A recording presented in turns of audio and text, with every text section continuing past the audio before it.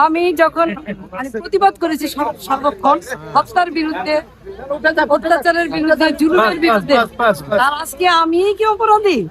তো যাই হোক, এটার বিচার আল্লাহ আছে। সাবেক মেয়র হায়াত আইভি নাঙ্গস থানার মোকদ্দমায় হাজিরা ছিল। এই মোকদ্দমাটি মহামান্য হাইকোর্টে জামিন প্রাপ্ত হইলে পরবর্তী পর্যায়ে এই মোকদ্দমাটি মহামান্য চেম্বার জজে যায়। চেম্বার জজ যাওয়ার পরে পূর্ণাঙ্গ বেঞ্চ আপিল বিভাগে শুনানি হওয়ার পর ওনার জামিন রুল নিষ্পত্তি পর্যন্ত নিষ্পত্তি করেছেন, আদেশ দিয়েছেন মহামান্য আপিল বিভাগ।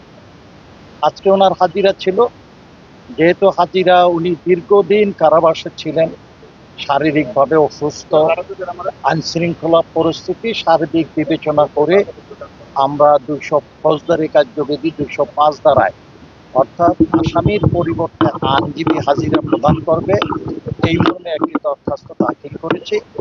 এই দরখাস্তটা গত তারিখে দাখিল করার পরে এই দরখাস্তটা আজকে শুনানির জন্য পেন্ডিং ছিল। আজকে পূর্ণাঙ্গ শুনানির পর বিজ্ঞ অতিরিক্ত চিফ জুডিশিয়াল ম্যাজিস্ট্রেট আদালত আমাদের আবেদনটি মঞ্জুর করছেন এবং আসামির পরিবর্তে আইনজীবী হাজিরা আমরা প্রদান করব পরবর্তী পর্যায়ে। সব মামলা, শুধু এই মামলাটাই যখন ট্রায়াল শুরু হবে তখন ওনাকে কোর্টে এসে হাজিরা দিতে হবে। আপাতত যখন সাক্ষী শুরু হবে তখন ওনাকে কোর্টে আসতে হবে চার্জ হিয়ারিং থেকে। এখন আপাতত যতক্ষণ পর্যন্ত চার্জশিট না হয়, মামলাটা বিচারের জন্য বিজ্ঞ আদালতে, সংশ্লিষ্ট আদালতে ভর্তি না হয়, ততদিন পর্যন্ত আইনজীবী হাজিরা চলবে। আসামির পরিবর্তে আইনজীবী হাজিরা।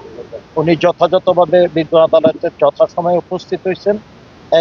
As a law abiding people হিসাবে উনি নিম্ন আদালত থেকে উচ্চ আদালতে সর্বত্রই এবং আইনের প্রতি যে উনি শ্রদ্ধাশীল, এইটা আমরা প্রমাণ করেছি। ক্লিয়ার করবেন, এটা কোন মামলায়? ওরকে বাড়ি থেকে গ্রেপ্তার করার পরে রাস্তায় তার গাড়িতে হামলা হয়েছে, সেই মামলাটায় তাকে আসামি শ্রেণীভুক্ত করে এজাহার দায়ের করে অতিরিক্ত চিফ জুডিশিয়াল ম্যাজিস্ট্রেট জনাব নুরুল হুদা চৌধুরী।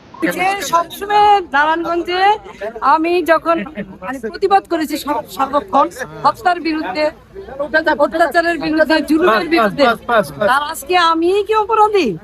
তো যাই হোক, এটার বিচার আল্লাহ আছে, আমার নানুভাষী আছে, তারা দেখবে।